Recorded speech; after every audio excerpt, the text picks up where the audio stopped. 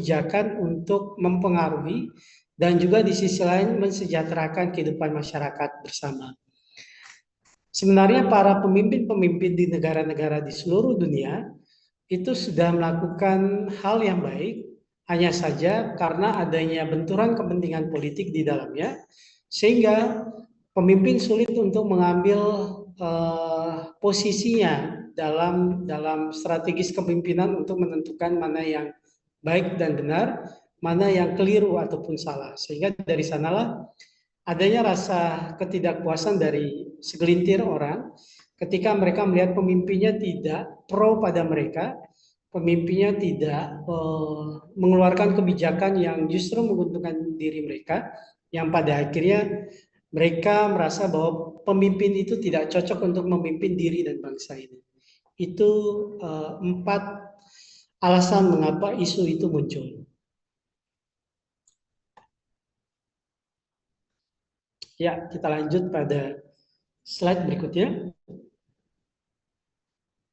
Ketidakpuasan misalnya.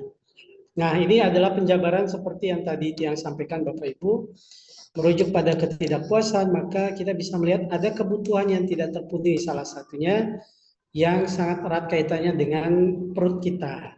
Ketika perut tidak terpenuhi, maka pada saat itu isu berkembang, demo pun terjadi. Dalam filosofi Cina, Konghucu juga menyampaikan bahwa salah satu jalan untuk mendapatkan pemerintahan yang kuat dan bersih, salah satunya adalah mengenyangkan perut masyarakat terlebih dahulu dan memberikan peradilan yang seimbang-imbangnya bagi masyarakat yang benar dan juga yang salah. Untuk itulah kebutuhan yang paling utama dalam kehidupan masyarakat berkaitan dengan isu itu sendiri adalah berbicara tentang pangan. Yang kedua, sandang, yang ketiga papan. Artinya kebutuhan primer itu paling identik dengan makanan dan minuman terlebih dahulu. Yang kedua, ketidakpuasan itu muncul karena harapan yang tinggi. Misalnya Bapak Ibu, isu itu terjadi dan muncul ke permukaan karena kita menaruh harapan pada seseorang, menaruh harapan pada lembaga-lembaga di desa, menaruh harapan pada sekelompok masyarakat atau LSM, menaruh harapan pada pemerintah yang kemudian ternyata harapan kita yang kita gantung terlalu tinggi itu tidak sesuai dengan harapan. Kita menginginkan bahwa sistem pembagian hasil yang dibagi oleh pengelola objek wisata itu bisa menguntungkan beberapa kelompok orang tertentu misalnya, karena mereka sudah dari awal yang pertama kali mencetuskan tempat tersebut dijadikan sebagai kawasan objek wisata. Tapi kemudian dengan ditemukan dan juga beberapa investor itu datang dari dalam dan luar negeri, pada akhirnya harapan yang tinggi untuk mendapatkan pembagian hasil yang tinggi sekalipun itu pada akhirnya tidak bertemu titik terang.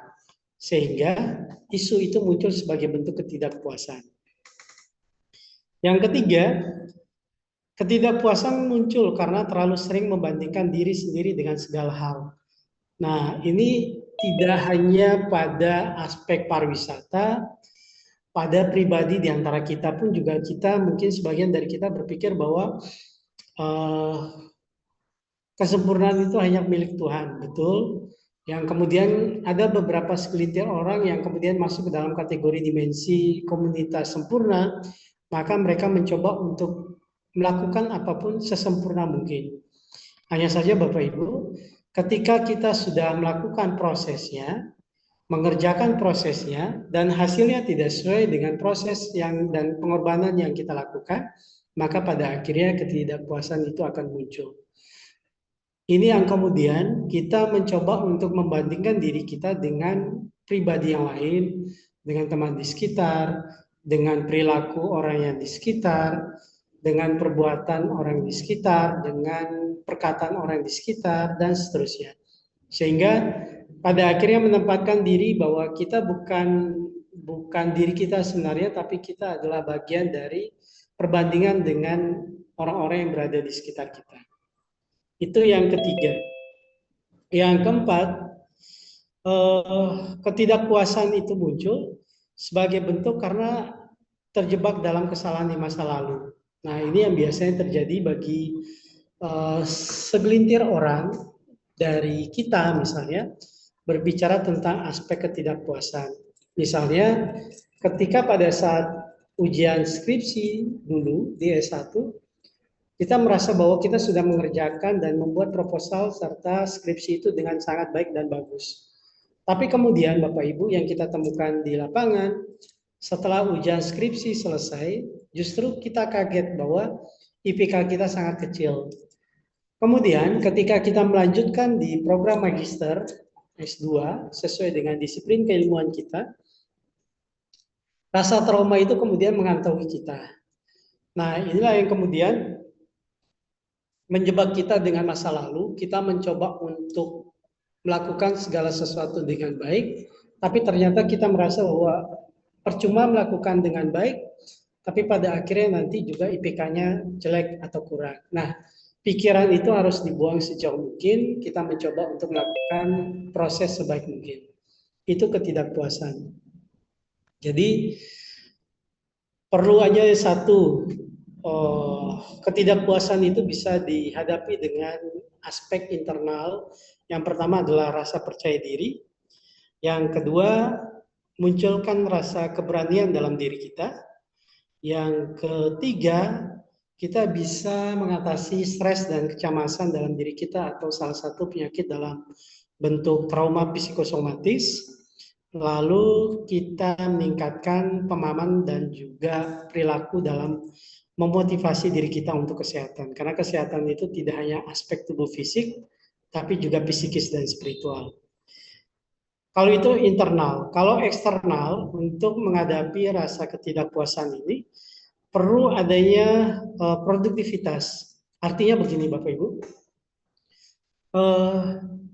kalau Bapak Ibu menulis sebuah artikel jurnal, lalu kemudian mengirimkan pada sebuah OJS atau Open Journal System yang kemudian masuk ke dalam kategori Sinta 1, 2, 3, ataupun 4, atau tidak masuk dalam kategori sama sekali, kita bisa melihat bahwa seiring berjalannya waktu ternyata artikel jurnal tulisan kita beberapa kali ditolak. Beberapa kali ditolak karena dari beberapa editor kemudian menyampaikan dalam tulisan feedback kepada kita melalui email misalnya atau melalui WA bahwa skop tema penelitiannya tidak sesuai dengan tema jurnalnya atau bahasanya kurang atau daftar pustaka ataupun apapun yang berkaitan dengan narasi penolakan tersebut. Namun kita merasa bahwa diri kita tidak lemah di sana. Kita mencoba untuk berkali-kali untuk secara terus-menerus menulis di setiap hari, membaca di setiap hari minimal satu halaman, itu membantu memberikan meningkatkan produktivitas kita. Mengapa demikian? Seseorang yang membaca satu lembar halaman setiap hari itu membantu ia untuk merangsang saraf-saraf di dalam otaknya untuk semakin berproduktif. Ia bisa cepat menalar sesuatu, ia juga tidak merasa lupa ingatan atau amnesia yang biasanya amnesia ini muncul di usia 40-an tahun ke atas. Ini sudah mulai muncul tanda-tandanya. Menaruh kunci motor yang mulai lupa, sepatu yang mulai lupa, tas mulai lupa, dan seterusnya. Jadi produktivitas itu muncul karena adanya sebuah tradisi atau kebiasaan yang kita lakukan dari membaca dan menulis. Dengan membaca dan menulis, seseorang bisa terus melakukan dan meningkatkan produktivitas hidupnya. Yang kedua, adanya relationship, adanya sebuah hubungan dan juga relasi yang kita bangun antara diri kita dengan orang-orang di sekitar sebanyak mungkin, tapi yang berkualitas, Bapak Ibu. Dengan begitu, ketidakpuasan itu akan bisa kita hindari dan jauh dari kita. Yang ketiga yang paling penting adalah berbicara tentang komitmen. Ini berbicara tentang tidak hanya dengan diri kita sendiri, tapi melibatkan orang yang kita cintai, melibatkan dengan relasi yang kita bangun dengan pasar di sekitar kita. Itu dan juga outcome-nya. Sekarang kita lihat kedua, yang berbicara tentang peristiwa dramatis. Isu itu muncul karena ada sebuah bentuk peristiwa dramatis. Satu, menggugah imajinasi dan emosi secara mendalam. Misalnya ada sebuah bentuk trauma, depresi yang bisa tersimpan di dalam pikiran alam bawah sadar kita, menjadi psikosomatis yang menyebabkan apa yang kita lihat, kalau itu berkenaan dengan flashback kehidupan kita dan menjadi trauma, maka itu membuat kita merasa enggan dan minder. Yang kedua, peristiwa dramatis itu muncul karena adanya kepercayaan akan adanya kekuatan Tuhan atau adikodrati itu sendiri. Nah, ini berkaitan dengan spiritual, metafisika, yang berkaitan dengan agama, ritual, dan juga teologi itu sendiri. Yang ketiga, peristiwa dramatis berkaitan dengan kecenderungan rohani manusia yang berhubungan dengan alam semesta dan juga nilai yang meliputi segalanya. Ini berkaitan dengan hakikat. Artinya begini Bapak Ibu, dramatis itu terjadi sebagai bentuk isu karena ada berhubungan dengan tadi, berkaitan dengan bencana alam, lalu kebakaran, lalu berkaitan dengan nilai-nilai yang ada dalam kehidupan masyarakat. Misalnya, kalau di luar negeri, misalnya di Eropa dan Amerika, orang-orang yang makan lalu kemudian mengangkat kedua kakinya atau salah satu kakinya di atas meja dan mengobrol dianggap hal yang lumrah dan biasa.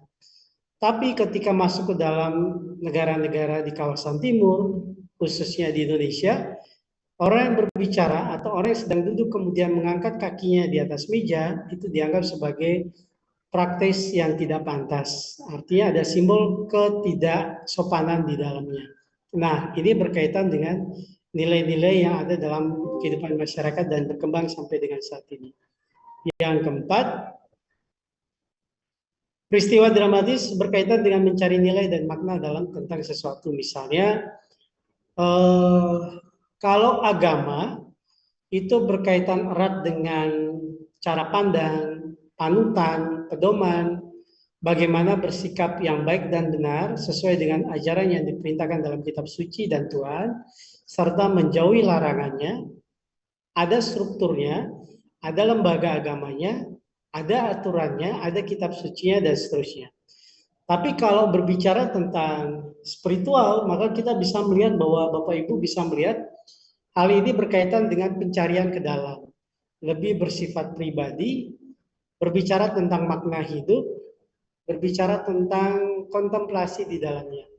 Hal itulah kenapa ketika berbicara tentang peristiwa dramatis yang terjadi pada seseorang seperti orang sadu, orang suci, maresi, dan seterusnya, itu selalu berkaitan dengan hakikat penyelaman ke dalam, pencarian akses hakikat dirinya atau esensi diri dan juga kualitas dirinya secara lebih mendalam. Biasanya meditasi dan juga yoga itu dipraktekkan di dalam praktik di sini.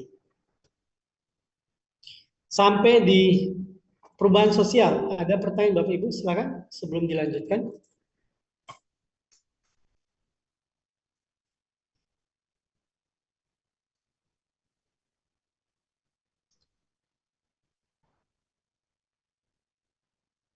Bisa kita lanjut?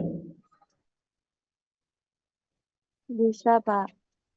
Iya, kita lanjut ya. Yang ketiga, ada perubahan sosial. Nah, perubahan sosial ini itu berhubungan erat dengan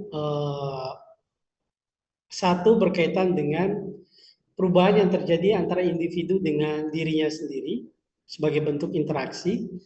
Yang kedua, interaksi antara satu individu dengan individu lain. Yang ketiga, berkaitan dengan individu dengan organisasi atau yang berkaitan dengan pola nilai dan juga struktur sosial. Nah, perubahan sosial ini misalnya Bapak Ibu, kita bisa melihat ada dua perubahan. Satu, yang berkaitan dengan perubahan sosial budaya, dan yang kedua, berkaitan dengan perubahan dunia pariwisata. Teknologi menyebabkan terjadinya perubahan pada aspek tertentu dalam kehidupan sosial budaya manusia. Misalnya, mobilitas. Dulu, ketika teknologi tidak secara masif digunakan seperti saat ini, maka orang zaman dulu ketika bepergian dari satu tempat ke tempat berikutnya atau tujuannya itu memerlukan waktu yang sangat lama dan panjang. Tapi setelah ditemukan teknologi yang mendukung dalam upaya untuk mempercepat mobilisasi seseorang, maka pada saat itu ia bisa mencapai tujuannya dengan cepat. Belum lagi Bapak Ibu, kalau misalnya kita diharuskan atau diwajibkan untuk datang ke sebuah pulau, misalnya ke Jakarta hari ini, tapi karena alasan mendesak yang tidak bisa kita hindari, maka ketidakhadiran kita bisa terwakilkan dalam bentuk mobilisasi melalui media tambahan atau alat bantuan seperti aplikasi Zoom, Google Meet, dan seterusnya. Ini artinya bahwa bantuan-bantuan teknologi itu ternyata sangat berperan aktif dan berperan penting bagi mobilitas penduduk, lalu kemudian produktivitas dan juga nilai tambah. Misalnya tadinya mobil itu tidak memiliki tambahan audio dan juga AC, sehingga ketika seseorang melakukan mobilisasi dari satu tempat ke tempat lain itu dengan kondisi seperti Bali saat ini yang panas, itu membuatnya merasa tidak nyaman berada di dalam mobil. Tapi ketika teknologi itu semakin berkembang, produktivitas itu juga semakin tinggi, maka pada saat itu ada tambahan nilai tambah di dalam produktivitas itu dengan diberikan tambahan nilai penambahan seperti AC dan juga audio musik. Inovasi dan kreativitas juga masuk ke dalamnya. Itu di perubahan sosial.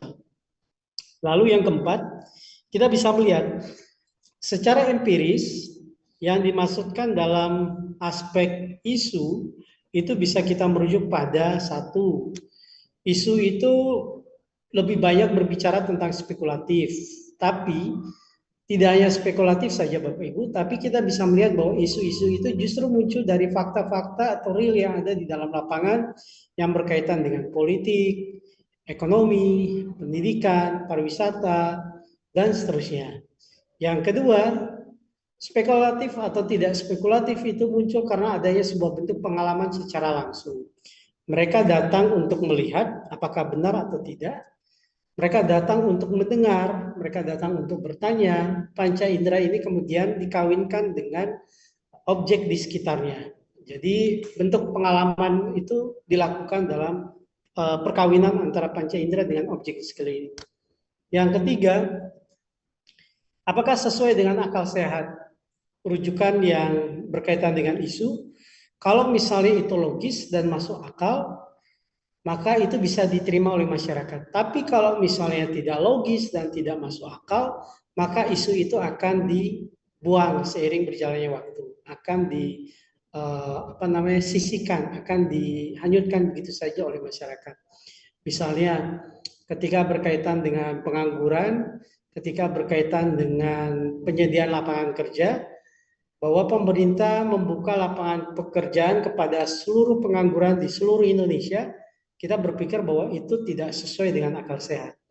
Karena tidak mungkin, yang mungkin dari 100% pengangguran mungkin yang terserap pekerjaan itu sesuai dengan lapangan pekerjaan yang ada, itu 50-70%. 30%-nya bisa tidak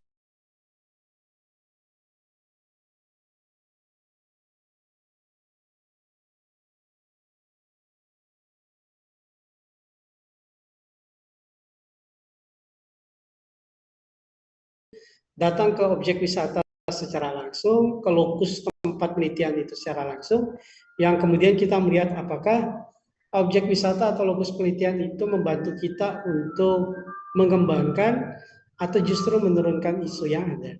Dan yang terakhir, bersifat aktual atau empiris. Ini berbicara tentang isu. Kita lanjut pada slide berikutnya. Mengapa ada isu-isu pariwisata? Jadi, isu-isu pariwisata itu muncul dan berkembang di permukaan karena ada 5 hal. Satu, ada fenomena yang muncul di lapangan. antara harapan dan keinginan kita itu tidak sesuai dengan kenyataan di lapangan. Harapan tadi misalnya digaji lebih tinggi, objek wisata di desa kita memiliki trendsetter yang dipandang tidak hanya kawasan regional tapi juga global. Lalu kemudian ternyata tidak sesuai dengan kenyataan di lapangan, bahwa apa yang diperoleh dari aspek pembagian hasil itu kecil. Lalu kemudian objek wisata kita yang kita impi-impikan misalnya itu berkembang sering berjalan waktu menjadi objek wisata yang dikenal secara global, justru tidak secara global, tidak juga secara regional, jadi hanya secara lokal saja. Nah, itu kan antara harapan dan kenyataan itu memunculkan fenomena antara keinginan dan juga empiris faktanya itu tidak sesuai, itu fenomena. Yang kedua, ada bentuk kesangsian. Kesangsian yang dimaksud adalah kita melihat bahwasanya pariwisata di Nusantara, khususnya di Bali, ada daerah-daerah tertentu yang kita lihat bahwa daerah-daerah tersebut ternyata lalu lintasnya sangat padat, kemudian menimbulkan kemacetan, para wisatawan asing kemudian berulah, seperti di kafe-kafe kemarin, lalu kemudian mereka datang ke tempat wisata yang merujuk pada pariwisata religi dan spiritual seperti pura, tempat sembahyang, tempat pengukatan, kemudian mereka melakukan perbuatan tidak senonoh dan seterusnya. Ini kemudian memberikan kesangsian bagi kita kira-kira seberapa jauh praram ataupun aturan yang kemudian dikeluarkan oleh desa dan pemerintah Bali itu kemudian bisa memberikan kenyamanan dan juga menuntun wisatawan global itu bisa sesuai dengan keinginan yang kita harapkan. Itu biasanya kesangsian itu muncul dari sana. Yang ketiga, ada ketidakpuasan seperti tadi. Yang keempat, ada hasrat bertanya. Dan yang kelima, ada juga kita menggunakan analisis SWOT, ada bahaya dan juga ada peluang di dalamnya. Untuk itulah kemudian Bapak Ibu, ketika kita berbicara tentang aspek-aspek latar belakang kenapa adanya isu-isu pariwisata, kelima faktor ini bisa kita gunakan untuk merujuk pada latar belakang pariwisata itu kemudian munculnya berbagai isu di dalamnya. Ada fenomena, ada kesangsian, ada ketidakpuasan, ada hasrat bertanya, dan juga ada bahaya peluang di dalamnya. Nah, kalau misalnya kita lihat isu-isu pariwisata ini, baik itu fenomena, kesangsian, ketidakpuasan, hasrat bertanya, dan bahaya peluang, itu sebenarnya kalau digunakan aspek itu tidak hanya dimensinya dimensi negatif, tapi juga positif, maka itu bisa digunakan secara holistik, baik itu fisik, psikis, dan juga spiritual, sebagai jalan untuk mendapatkan inti atau hakikat wisata itu sendiri. Untuk itulah kemudian Bapak Ibu, perbaikan-perbaikan yang dilakukan dalam sebuah dunia pariwisata itu kan tidak serta-merta bahasanya tiba-tiba atau ujuk-ujuk muncul begitu saja, tapi perbaikan-perbaikan yang terjadi dalam dunia pariwisata itu semuanya bermula dan berasal dari ketidakpuasan tadi, kesangsian, fenomena, ada hasrat bertanya, dan adanya bahaya dan peluang. Tanpa adanya 5 faktor ini, maka dunia pariwisata bisa kita lihat akan menjadi flat dan bahkan akan ditinggalkan oleh masyarakat pendukungnya, baik secara lokal, regional, ataupun secara global. Oke, ini yang tadi berkaitan dengan mengapa ada isu-isu pariwisata. Satu, refleksi diri yang berkaitan dengan tidak hanya pada diri sendiri, tapi juga sebuah komunitas yang mengelola sebuah wisata, perusahaan ataupun organisasi di dalamnya, yang kemudian membangun sebuah relasi, membangun motivasi dan kepercayaan diri bagi pemimpin dan juga karyawannya, lalu menemukan kebenaran dari aspek hasrat bertanya tadi, dan yang kelima adalah berkaitan dengan solusi kebutuhan. Nah, ini Bapak Ibu, Salah satu bagian dari isu pariwisata setelah kita mempelajari tahapan isu, perkembangan isu, lalu kemudian masuk ke dalam latar belakang isu, dan bagaimana kemudian isu itu muncul. Sekarang kita masuk pada slide di mana sudah lebih mengkhususkan, tidak lagi umum tentang isu dan perkembangan isu, tapi lebih merujuk pada isu pariwisata. Misalnya, satu, ketika berbicara tentang pariwisata digital, ini berkaitan erat dengan meningkatkan jumlah startup, yaitu berkaitan dengan menyediakan pelatihan, baik itu pelatihan seperti peningkatan kompetensi dan skill, penguasaan bahasa asing seperti bahasa Inggris, Jepang, Korea, Cina, dan juga Rusia, lalu kemudian penggunaan teknologi, kemudian pengelolaan media digital di dalamnya, lalu kemudian berkaitan dengan tupoksinya masing-masing, itu biasanya menyediakan pelatihan. Yang kedua, ada pendampingan bisnis. Pendampingan bisnis ini sangat penting dilakukan oleh mitra usaha kerja sebagai bentuk untuk meningkatkan penghasilan dari semua mitra usaha kerja yang dikelolanya atau yang berada di bawah downline-nya. Sehingga pada saat mitra di bawahnya itu semakin besar, pendapatannya dan juga laba yang dimiliki, kas yang dimiliki semakin besar, pada akhirnya akan meningkatkan pendapatan yang di atasnya. Lalu ada sumber daya modal, pembelian, dan juga ada pajak di dalamnya. Itu pariwisata digital.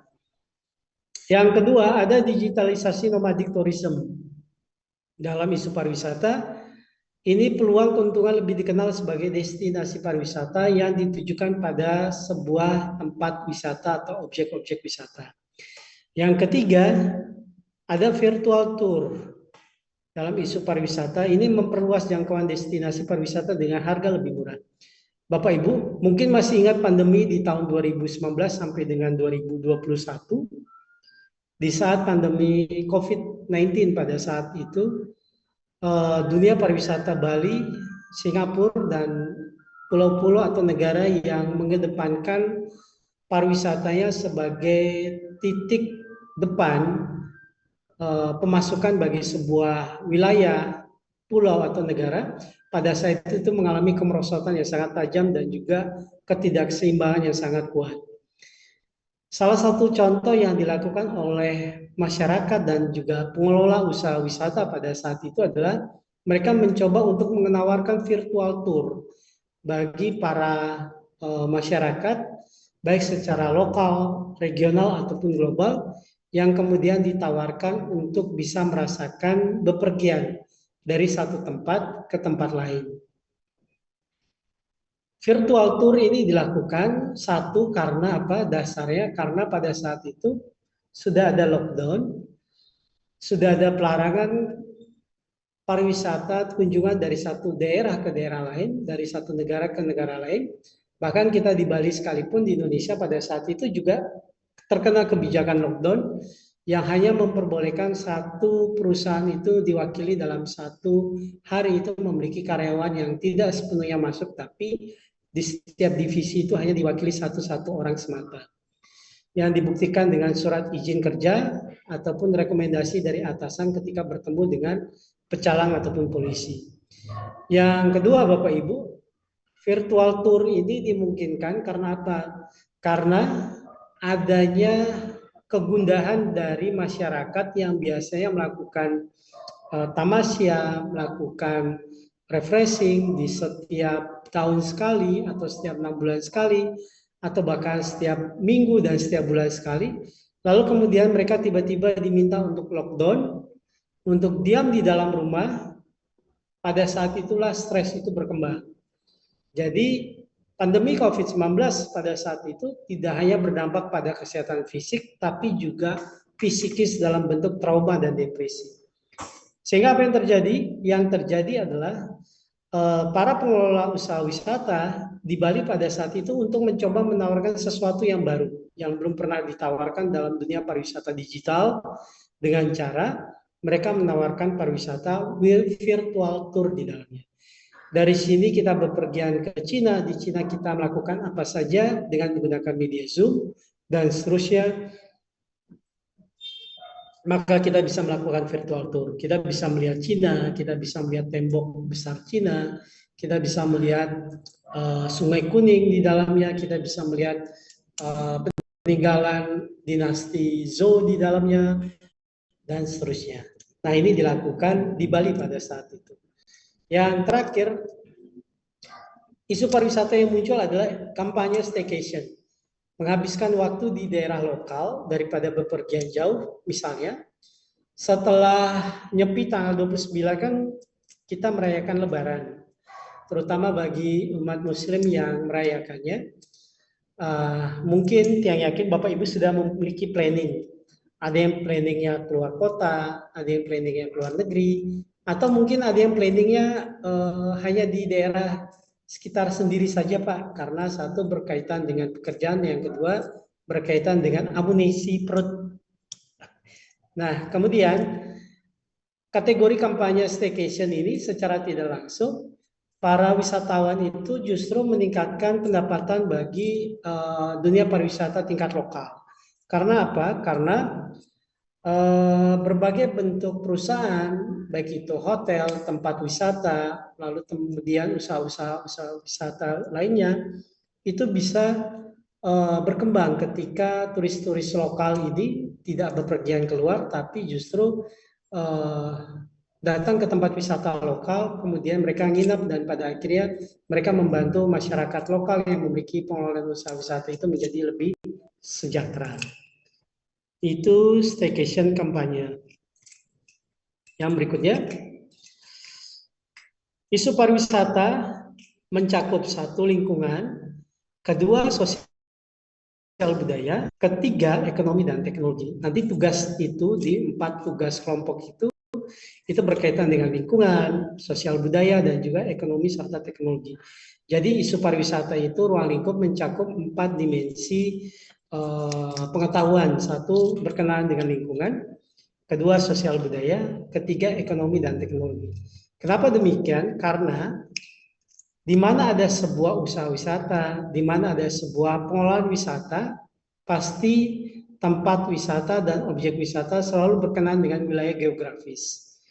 Letak geografis, berkenaan dengan masyarakat pendukungnya, berkenaan dengan tradisi dan kebiasaan yang dilakukan, berkenaan dengan pendapatan ekonomi masyarakat ketika usaha pariwisata itu digalakkan atau dimasifkan, berkenaan dengan teknologi yang digunakan sebagai wujud untuk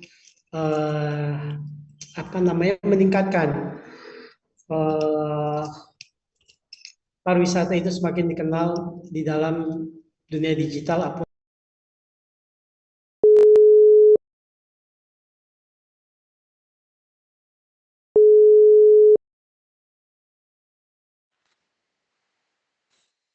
Allah boleh.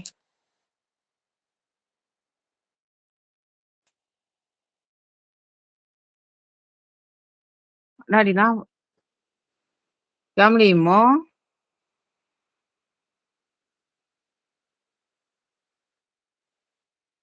Ibu meli nangis nih. Oh, nah majan ke ditu. Soal montore nak nu setrum yang nah.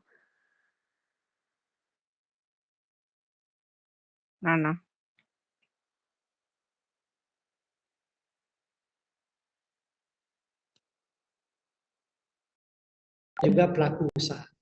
Jadi tidak bisa berdiri sendiri, hanya wisatawan saja tanpa adanya pemerintah dan juga pelaku usaha yang mengelola tempat wisata, atau hanya pemerintah dan pengelola usaha tapi tidak ada wisatawan yang masuk dan datang untuk merasakan tempat wisata tersebut. Biasanya selalu beriringan. Oke, kita lihat pada bagian 1. Di isu pariwisata pertama dalam lingkungan. Nah, yang bisa kita perhatikan Bapak Ibu dalam isu pariwisata di bagian lingkungan, yang satu atau pertama itu berkaitan dengan dampak ekologis. Ini biasanya berkaitan dengan kerusakan lingkungan karena adanya polusi, pembangunan infrastruktur pariwisata, lalu kemudian eksploitasi sumber daya alam dan juga deforestasi di dalamnya. Lalu yang kedua, ketika berbicara tentang lingkungan, ada overtourism dan bahkan di Indonesia khususnya di Bali dikatakan bahwa Bali sudah mengalami proses overtourism, turis yang sudah berlebihan, yang tidak sesuai lagi dengan adab kebudayaan serta tempat wisatawan itu bisa hidup dan juga tinggal di dalam Pulau Bali. Ini berkaitan dengan kapasitas, berkaitan dengan degradasi lingkungan, karena tidak semua turis itu mereka datang dari luar negeri, lalu kemudian datang ke Bali, datang ke Nusantara, itu memiliki akhlak atau karakter yang baik. Ada beberapa yang sudah dari sananya datang ke tempat wisata, itu kemudian mencemooh, mencibir, serta merusak tatanan kehidupan tradisi yang sudah ada. Sehingga dari sana kita bisa melihat apakah menurunkan kualitas pengalaman wisata ataupun tidak dari beberapa wisatawan yang datang sebagai bentuk overtourism. Yang ketiga,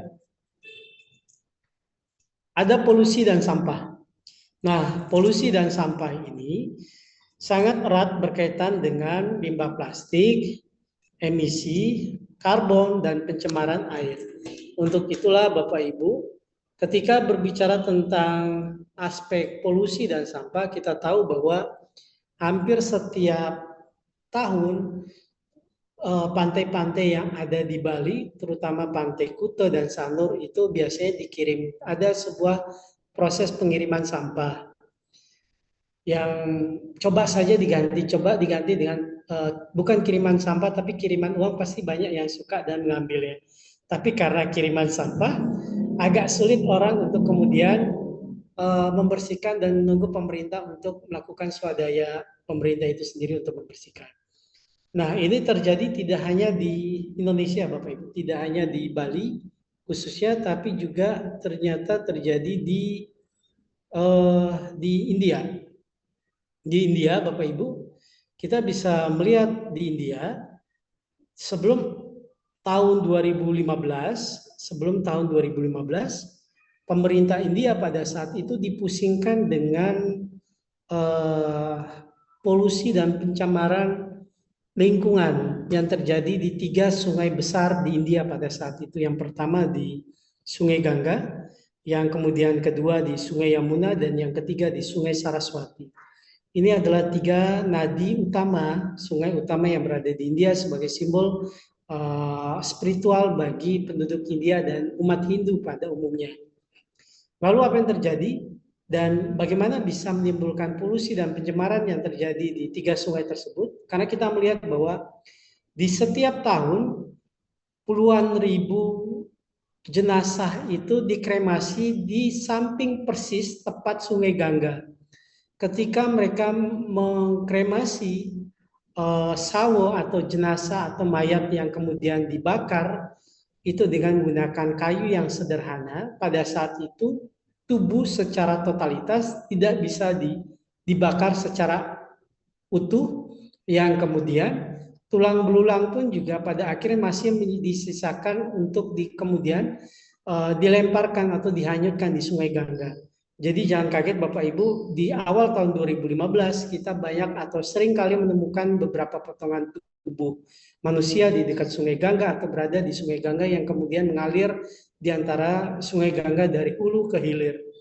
Walaupun kita tahu dalam Siwa Purana dan Padma Purana, ketika Dewi Gangga itu kemudian dilahirkan dalam balutan rambut Dewa Siwa pada saat itu, Dewa Siwa memberikan berkat dan anugerah bahwa ia tidak bisa dicemarkan secara spiritual atau secara niskala dari dosa yang dibuat oleh manusia. Memang betul dalam Siwa Purana dan Padma Purana, karena Dewi Gangga ini kalau dalam aspek genealogis itu merujuk pada simbol Dewi Parwati.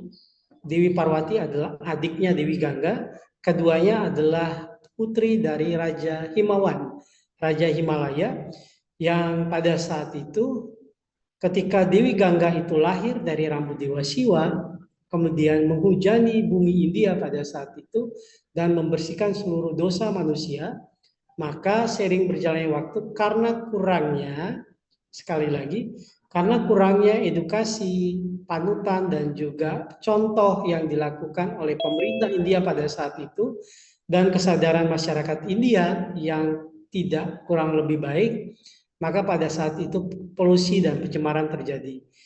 Sisa-sisa kremasi yang bukan abunya, kalau kita kan setelah kremasi jenazah, tulang yang masih angus itu kemudian kita hancurkan, lalu kemudian kita bawa dan kita larung ke laut. Jadi bukan potongan tubuh, tapi berupa abu yang kita larungkan sebagai bentuk simbol untuk mempercepat proses kembalinya Pancamabuta ke alam semesta.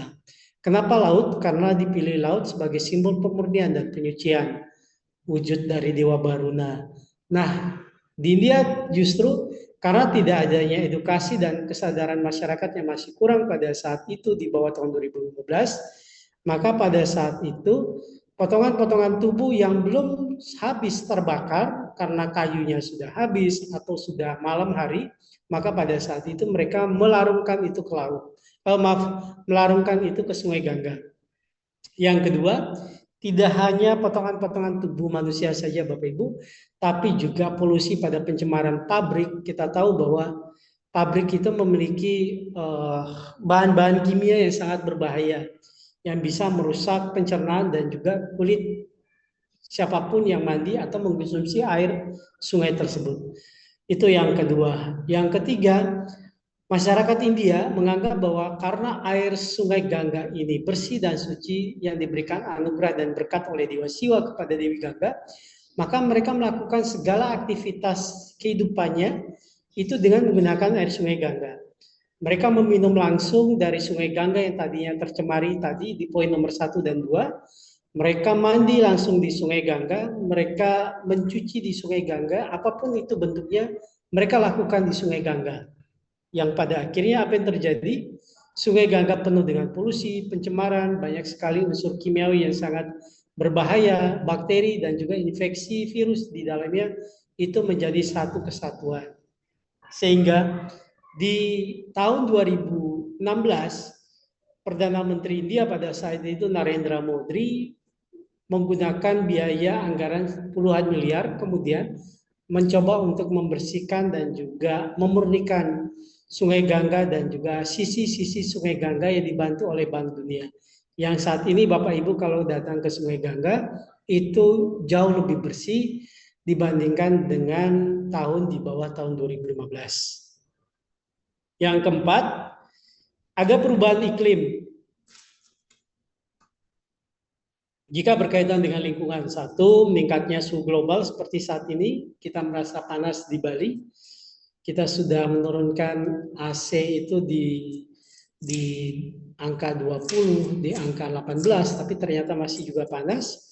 Lalu kemudian ada bencana alam yang muncul dan berkembang di bumi ini, yang pada akhirnya perubahan iklim mempengaruhi lingkungan, lingkungan itu mempengaruhi apakah wisatawan itu yang tadinya ingin datang berwisata ke tempat itu bisa saja tidak jadi datang karena melihat ada perubahan iklim di dalamnya. Bapak Ibu kalau misalnya yang bilang tahun depan yang punya uang lebih kita bisa berwisata ke Pulau Hawaii misalnya, tapi ketika 6 bulan berikutnya atau 8 bulan berikutnya kita mengetahui kabar bahwa di Pulau Hawaii itu ada sebuah gunung aktif yang pada saat itu mengalami erupsi. Mungkin sebagian dari kita mulai berpikir untuk merubah destinasi pariwisata kita tidak lagi ke Hawaii tapi ke tempat lain. Oke, sampai di sini Bapak Ibu ada pertanyaan silakan di bagian isu pariwisata 1 di lingkungan.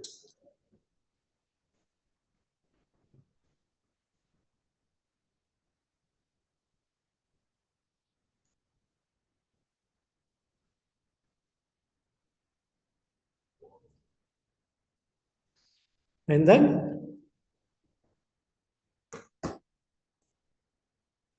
Oke, kalau tidak, kita lanjut ya. Kita akan melihat hakikat pariwisata.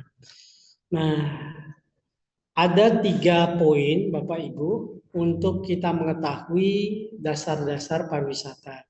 Satu, ada unsur wisatawannya. Tanpa ada wisatawan, maka pariwisata itu seperti tong kosong berbunyi nyaring, karena tidak ada yang mengunjungi tempat wisata, tidak ada transaksional di dalamnya, tidak ada juga perkembangan pariwisata di dalamnya. Dua, ada elemen geografi di dalamnya. Ini menandakan bahwa pariwisata itu butuh sebuah tempat, lokus ataupun lokasi yang semakin bagus, maka nilai jualnya semakin tinggi. Daerah-daerah pantai, daerah-daerah bukit atau pegunungan, daerah-daerah pedesaan dengan sawahnya yang terampar luas, dan seterusnya. Lalu kemudian berkembang, ada industri perjalanan yang dilakukan sebagai bentuk untuk mendapatkan perkembangan dan juga peningkatan dari usaha pariwisata yang dilakukan. Ini bisa kita lihat dalam rincian berikutnya. Kalau wisatawan itu berkaitan dengan manusia, baik itu wisatawan domestik, asing, wisatawan transit misalnya, dari kita misalnya dari Bali mau menuju ke India, kita transit ke Malaysia ataupun Singapura, dari sanalah kita disebut wisatawan transit. Di sana kita membelanjakan misalnya beberapa dolar kita atau uang kita untuk membeli oleh-oleh atau kenangan yang ada di Malaysia dan Singapura. Nah, itu sebagai wisatawan transit. Lalu kemudian ada bisnis turis, bahwa wisatawan ini dalam aspek mereka datang ke tempat wisata bukan hanya untuk berwisata, tapi sekaligus untuk menjalankan bisnisnya, pekerjaannya. Kalau elemen geografi, itu berbicara tentang daerah asal wisatawan, daerah transit, daerah tujuan wisata. Ini berkaitan dengan lokus atau tempat wisata itu ditempatkan di mana. Semakin bagus tempat wisata, semakin tinggi nilai jual objek pariwisatanya. Lalu berkaitan dengan industri perjalanan, ini biasanya memunculkan 3 komponen dalam industri perjalanan. Satu, harus ada produk yang jelas, yang sudah bisa teruji atau mengalami sebuah bentuk hipotesis, uji kompetensi misalnya. Lalu ada wisata di dalamnya dan juga ada sewa di dalamnya atau pelayanan di dalamnya. Kalau produk dan juga wisata itu bagus, tapi pelayanan tidak bagus, maka usaha wisata itu akan ditinggalkan. Objek wisata itu akan ditinggalkan. Pelayanan bagus, tempat wisata bagus, tapi produknya itu juga kurang bagus, akan ditinggalkan. Produk itu bagus, paket itu bagus, pelayanan bagus, tapi objek wisata kurang bagus misalnya.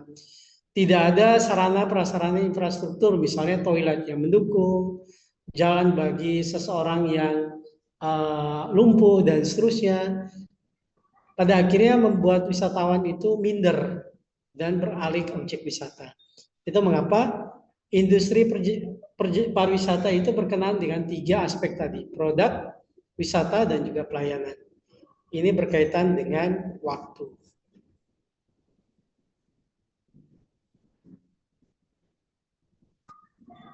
Oke.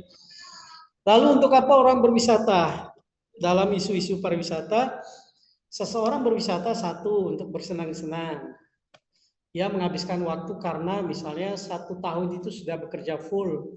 Di akhir tahun ia mengambil cuti dan pada akhirnya ia bersenang-senang ke tempat wisatanya, objek wisata yang sudah ia tuju dan ia sudah beli tiketnya selama beberapa bulan sebelumnya. Yang kedua, ia bisa mengisi waktu luang.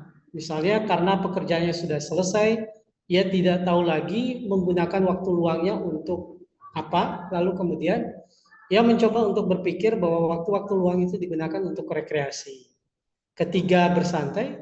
Keempat, kegiatan agama seperti sebentar lagi kan Taur Agung Kesanga, Bapak Ibu. Wisatawan itu tidak hanya datang dari wisatawan lokal, domestik, tapi juga wisatawan global. Ketika wisatawan global itu datang, mereka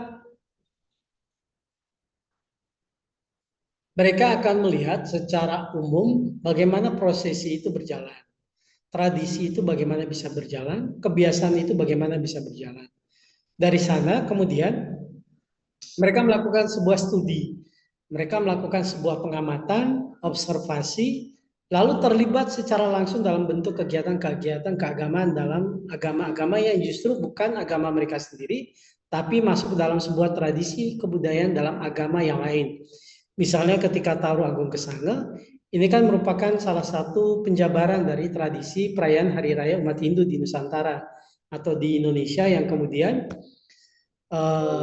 simbol Buta Kala itu kemudian direpresentasikan dengan sketsa yang abstrak dan dituangkan dalam bentuk ide, disatukan dalam bentuk persepsi model ikonografi ogoh-ogoh yang kemudian diarak oleh krama desa atau krama Banjar. Nah, ogoh-ogoh ini ternyata pada saat malam pengerupukan atau Taruh Agung Kesanga, proses pemulihan dan pemurnian pada alam semesta, ogoh-ogoh yang diarak ini tidak hanya dilakukan oleh para warga lokal, tidak hanya dilakukan dan diarak oleh krama desa ataupun krama Banjar tertentu, tapi juga wisatawan asing pun ingin ikut terlibat di dalamnya, dalam kegiatan tersebut. Mereka ingin merasakan bagaimana sih kegiatan keagamaan ini dilakukan, sehingga pada akhirnya mereka bisa menulis dan juga bisa bercerita ketika mereka bertemu dengan keluarga temannya atau ketika kembalinya mereka di negaranya masing-masing. Begitupun juga ketika mereka membuat canang, menari Bali, melatih gamelan dan seterusnya, itu adalah aspek-aspek dari motif pariwisata. Nah, kalau aspek hakikat pariwisata menurut isu-isu pariwisata itu ada dua. Yang pertama adalah jangka pendeknya, aspek fisik ke psikis. Yang kedua adalah aspek jangka panjangnya. Kalau fisik ke psikis jangka pendeknya bahwa setiap wisatawan, baik itu lokal, kemudian domestik, dan juga global yang datang ke sebuah objek wisata, mereka selalu ingin mengisi waktu luang dengan bersenang-senang dan bersantai.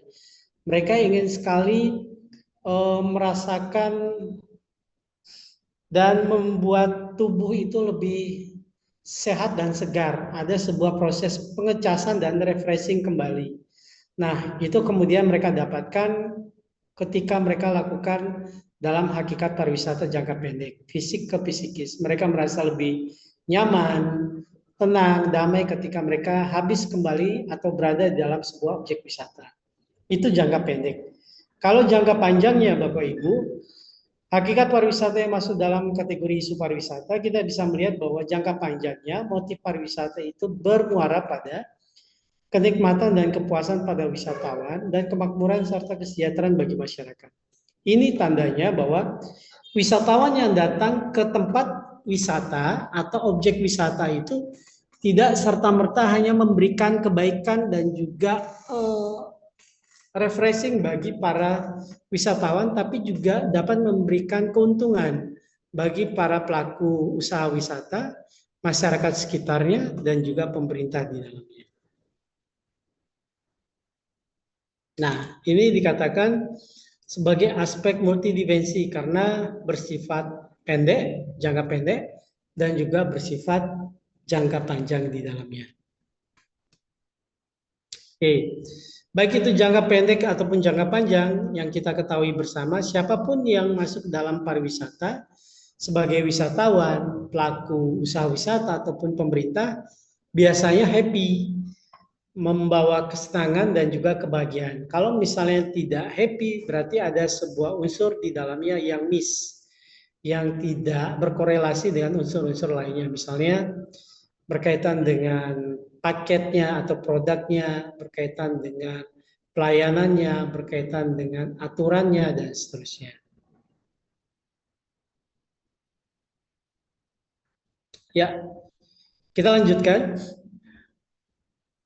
Pariwisata merupakan gejala dari pergerakan manusia secara temporer dan spontan. Ini menandakan bahwa setiap usaha wisata yang dilakukan oleh masyarakat, baik masyarakat lokal, global, ataupun domestik sekalipun, itu dilakukan secara temporer, tidak absolut hanya ke tempat-tempat itu saja.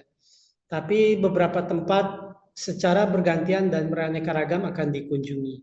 Karena apa? Karena manusia memiliki salah satu sifat alami yang cepat bosan, sehingga mereka memiliki keinginan untuk datang ke beberapa tempat. Yang kedua, secara spontan, misalnya ketika Bapak Ibu datang ke kampus Bangli, ketika akan melakukan proses bimbingan di kampus Bangli, bertemu dengan salah satu pembimbing di kampus Bangli, ternyata sampai di sana, secara tidak langsung Bapak Ibu ingin sekali setelah selesai bimbingan datang ke penglipuran. Nah, ini menandakan bahwa proses spontan itu muncul dari aspek pariwisata. Keinginan didorong atas dasar ada sebuah waktu yang memungkinkan kita untuk melakukan perjalanan wisata tersebut dan melakukan aktivitas wisata tersebut. Dan yang kedua berkaitan dengan mengurangi esensi dari stres yang berlebihan ketika baru selesai bimbingan misalnya. Itu dilakukan secara spontan. Yang kedua, di dalam memenuhi kebutuhan dan keinginan tertentu, itu biasanya dilakukan, ada yang dilakukan dengan bekerja, ada yang dilakukan dengan tidak bekerja. Ini menandakan bahwa ketika berbicara tentang pariwisata, ada beberapa orang yang tidak hanya berwisata tapi juga menjalankan bisnisnya. Misalnya di Korea dan Jepang sekarang sangat intens sekali mengajak para pekerja asing dari luar negeri untuk kemudian datang ke Korea dan Jepang karena populasi di sana semakin menipis dan tenaga kerja semakin berkurang. Maka pada saat itu seseorang bisa melakukan wisata sekaligus bisnis di dalamnya.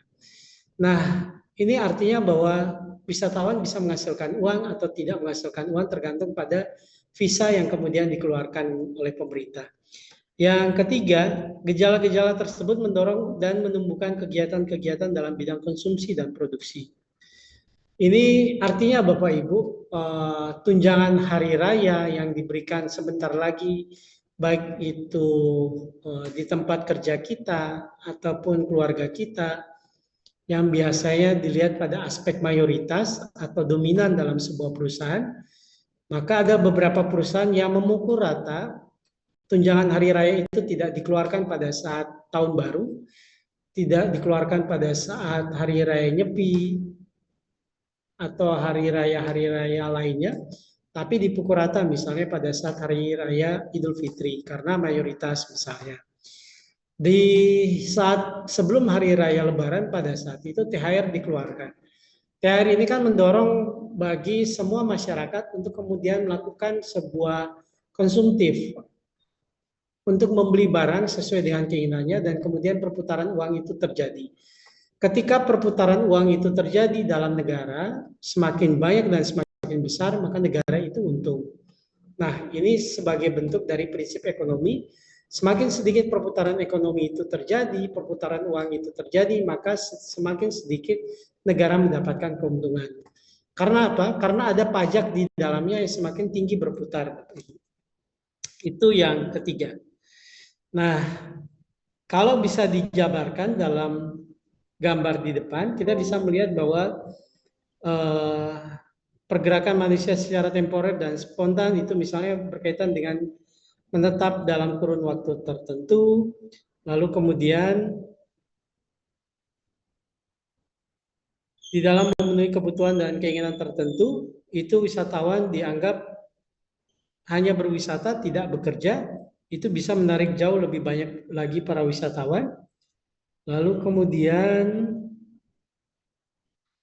contoh-contoh lainnya atau gambar-gambar lainnya bisa kita lihat pada slide PowerPoint berikut ini.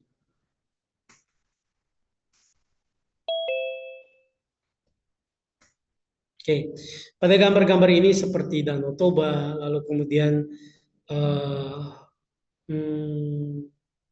wisatawan yang datang kemudian dikalungi bunga sebagai bentuk apresiasi dan penghargaan dan seterusnya, itu memanjakan para wisatawan untuk datang kemudian melihat Danau Tobanya, Danau Kelimutunya, lalu kemudian tradisi tarian yang dilakukan itu biasanya muncul dan berkembang. Oke, sampai di sini di hakikat pariwisata. Ada pertanyaan Bapak Ibu, silakan.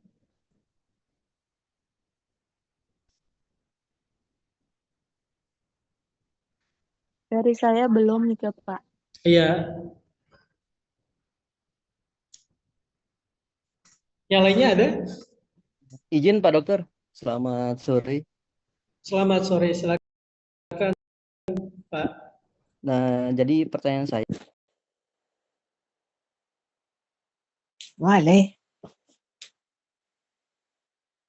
Oh ya ya. dari Tempo sumbernya mengenai pariwisata yang tidak layak untuk dikunjungi, yaitu yang pertama adalah Bali dalam International Travel Destination. Nah, dalam penanggulangan isu-isu tersebut, apa yang harus kita lakukan dan apa yang harus kita klarifikasikan kepada halayak ramai dalam publik untuk bisa meyakinkan kembali wisatawan internasional maupun wisatawan domestik untuk bisa datang ke Bali dan beralih daripada isu-isu tersebut. Mengingat dalam penanggulangan tersebut itu juga akan membutuhkan biaya dalam publikasi beritanya. Nah, dilihat hal tersebut seperti faktor penarik dan faktor pendukung atau push and pull, yang mana Bali dikatakan tidak layak dikunjungi, namun wisatawan akan terus datang ke Bali, mengingat kemarin di bulan Januari dan hingga bulan awal Maret ini kenaikan jumlah wisatawan asing itu cukup signifikan. Nah, Nike pertanyaan Dit, bagaimanakah cara kita untuk menanggulangi isu-isu yang sudah terpublikasi seperti kemarin pada saat Bali dikatakan tidak layak untuk dikunjungi di tahun 2025. Nike, terima kasih. Oke, baik, terima kasih. Bisa disebutkan nama lengkap dan nomor absennya, Pak? Nomor 28, Pak, Nurul Hakiki. Oke. Terima kasih pertanyaannya Pak Nurul Hakiki, absen 28 ya. Untuk Bapak Ibu, setiap diskusi nanti kalau ada sharing pertanyaan atau lempar jawaban, ketika Bapak Ibu bisa menjawab, itu menjadi salah satu nilai tambahan dalam mata kuliah yang saya ampu. Kalau misalnya ruang lingkup saya mulai dari awal, maka kemudian itu menjadi nilai tambahan dalam UTS. Karena sebagai dosen pengampu pertama. Kita kembali. Betul bahwa majalah atau koran Tempo kemudian menjadikan salah satu destinasi pariwisata di Indonesia yang menempatkan Bali itu menjadi tempat wisata yang sangat dilarang untuk dikunjungi. Tapi Tempo itu tidak serta-merta tidak berdasarkan sebuah dasar, melainkan mereka menggunakan dasar yang merilis pada tahun 2024 dalam sebuah situs perjalanan yang disebut dengan Fodors. Ini situs perjalanan Fodors ini kita kan tahu bahwa sekarang untuk bisa mendapatkan sejarah ruang lingkup objek wisata dan apa yang ditawarkan dalam produk sebuah objek wisata itu tidak hanya kita harus langsung datang ke objek wisata, tapi awal sebelum kita ke sana kan biasanya kita searching terlebih dahulu. Kita searching di Wikipedia, di Google, di searching engine dan seterusnya. Dan ternyata salah satu mesin pencari yang berkaitan dengan situs panduan perjalanan yang dikenal dengan Fodors pada saat itu di tahun 2024 itu mengisyaratkan sebenarnya ada kurang lebih 15 destinasi wisata dunia yang tidak layak dikunjungi pada tahun 2025, di mana Bali ditempatkan pada posisi teratas menurut Tempo salah satunya. Kenapa demikian? Karena satu, bahwa seperti apa yang Tiang sampaikan di awal Bapak Ibu dalam pertemuan hari ini, penilaian dan dasar penilaian ini didasarkan pada berbagai permasalahan pariwisata yang muncul dan berkembang di tempat wisata tersebut. Kalau di Bali, maka mereka akan melihat kenapa Bali ditempatkan di posisi paling atas karena satu, dikatakan bahwa over tourism pariwisatanya berlebihan. Sehingga memunculkan satu adanya kerusakan lingkungan, polusi ataupun pencemaran, peningkatan sampah plastik, lalu kemudian ancaman terhadap warisan budaya lokal karena adanya budaya-budaya global yang kemudian muncul dan berkembang di daerah-daerah pantai di pesisir pantai di Bali, itu yang pada akhirnya memunculkan kenapa Bali itu menjadi salah satu destinasi yang dilarang untuk dikunjungi pada tahun 2025. Tapi tidak hanya Bali, Bapak Ibu, negara-negara lain seperti Tokyo, Jepang, lalu Venezia di Italia. Kalau kita lihat Venezia kan salah satu kota cinta di Italia yang menggunakan sampan, ada sungai cinta yang menggunakan sampan, lalu kemudian para pasangan itu kemudian menggunakan sampan untuk mengarungi sebuah sungai di Venezia. Lalu kemudian ada Barcelona di Spanyol. Itu juga kota-kota atau negara yang kemudian menempati posisi teratas selain Bali yang ditempatkan oleh situs panduan perjalanan Fodor itu karena over tourism. Lalu bagaimana untuk mengatasi isu-isu pariwisata, salah satunya yang mengenai Pulau Bali, agar Bali ini semakin marak dikunjungi sesuai dengan kapasitasnya. Untuk menanggapi hal ini, Bapak Ibu, yang pertama adalah kita bisa melihatnya sebagai kesempatan untuk mengevaluasi. Kenapa dilihat sebagai kesempatan untuk mengevaluasi? Karena jarang sekali ketika kita masuk dalam zona nyaman, kemudian kita mencoba untuk mengukur dan memperbaiki diri. Siapapun, organisasi apapun. Ketika sudah berada dalam zona nyaman, maka ia sulit untuk mengukur diri dan juga menempa dirinya menjadi lebih baik. Untuk itu, ketika ada kasus seperti ini atau isu seperti ini yang muncul di permukaan pariwisata, ini bisa digunakan sebagai bentuk kesempatan untuk mengevaluasi dan memperbaiki tata kelola pariwisata. Mulai dari sarana prasarananya, kemudian produknya, kemudian kebijakannya tidak tumpang tindih, dan seterusnya. Sehingga pariwisata berkelanjutan itu diharapkan hadir di tengah-tengah masyarakat, dan tujuan dari pariwisata tidak hanya memberikan kebahagiaan bagi wisatawan yang datang ke objek wisata, tapi juga kemakmuran bagi masyarakat lokal. Demikian Pak Nurul. Oke, terima kasih banyak Pak Dokter. Jadi apa yang sudah terjadi itu tetap memberikan sebuah dampak positif yang signifikan sih terhadap tingkat kunjungan wisatawan yang datang ke Bali, khususnya untuk wisata.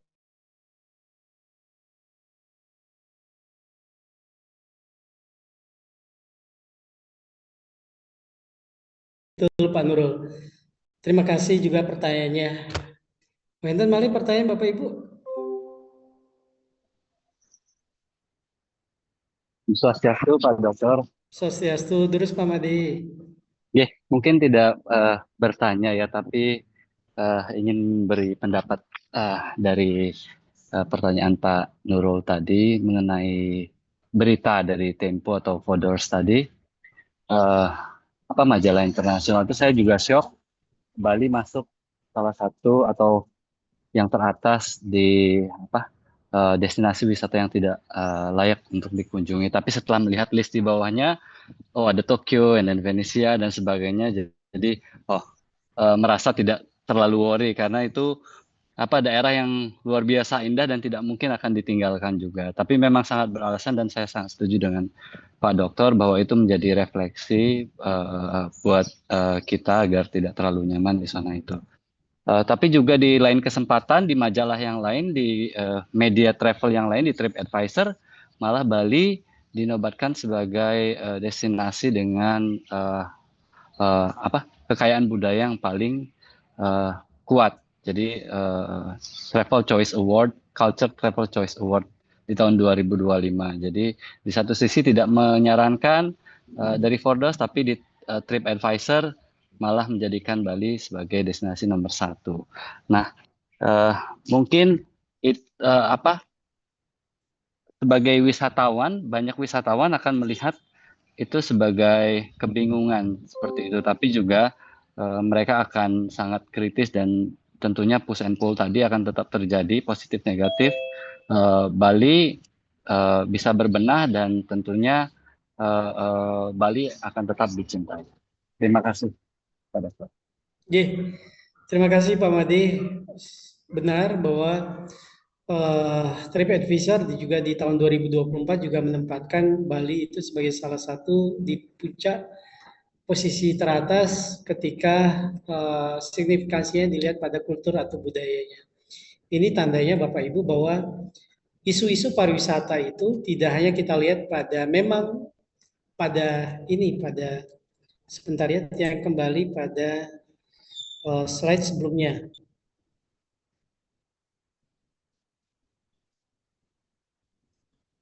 Nah, tidak hanya kita lihat pada bentuk empirisnya, fakta yang terjadi di lapangan, memang kita tahu bahwa Pak, maaf Pak, siapa wali kelasnya EBS 2 Pak? Angkatan 29 Pak. Miss Mega enggak? Terus? EBS 2 itu apa enggak Miss Mita atau Mr. Gostra ya? Bukan Mr. Gostra ya? Miss Mita berarti EBS 2 ya? Benar? Yuk. Dipecat Pak. Dipecat anakmu Pak, EBS Pak. Di Savaya memalsukan surat DC. Sehingga objek Watu Rangga Udayana. Watu Rangga Udayana. Rangga Watu Udayana. Objek wisata yang terbarukan. Nah, ini yang bisa kita lihat. Leader kayaknya itu Pak. Motifnya apa yang dibalik hal tersebut. Ya udah ya, tapi besok kalau misalnya kita bisa melihat bahwa penelitian ataupun penulisan itu didasarkan pada bentuk empiris tanpa bentuk motif apapun, maka bisa kita terima. Yang kemudian yang bisa kita lakukan adalah proses memperbaiki diri. Yang yakin Bapak Ibu, dari mulai Bali itu kemudian tercetus dan sampai dengan saat ini, itu proses perkembangan dunia pariwisata di Bali itu tujuannya sangat pesat. Terutama diberikan taksu dan juga dimurnikan tradisi kebudayaan yang ada di Pulau Bali. Orang sebenarnya datang ke Pulau Bali itu kalau ingin mencari pantainya itu bisa mereka datang ke Hawaii, mereka bisa datang ke Thailand, ada pantai yang mirip pantai Kuta juga di Thailand. Lalu kemudian mereka bisa datang ke daerah-daerah di Filipina. Kalau mereka ingin mencari perkembangan digital tourism, mereka bisa datang ke Singapura. Mereka bisa datang ke Tokyo, Jepang, mereka bisa datang ke negara-negara seperti Amerika. Tapi justru Indonesia menawarkan sebuah wisata berkelanjutan dalam bentuk pariwisata yang jarang sekali ada pada negara-negara lain. Inilah yang kemudian tradisi kebudayaan yang ada di Bali, yang ada di Jawa, yang ada di Sumatera, semuanya dikedepankan sebagai